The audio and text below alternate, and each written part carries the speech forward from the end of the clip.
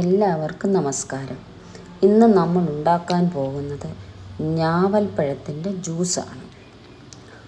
ആദ്യം നല്ല പഴുത്ത ഞാവൽപ്പഴം എടുത്ത് നന്നായി കഴുകി അതിൻ്റെ കുരു കളഞ്ഞതിന് ശേഷം മിക്സിയുടെ ജാറിലിട്ട്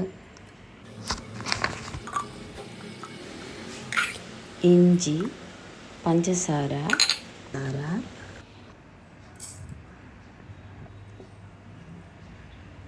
നാരങ്ങാനീര്, ബ്ലാക്ക് സാൾട്ട്, പുതിനയുടെ ഇല, കുറച്ച് വെള്ളം എല്ലാം കൂടി നന്നായി ബ്ലെൻഡ് ചെയ്തെടുക്കുക.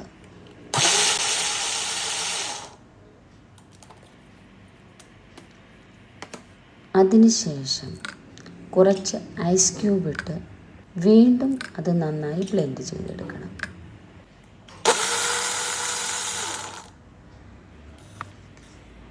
അങ്ങനെ ഞാവൽപ്പഴത്തിൻ്റെ ജ്യൂസ് റെഡി.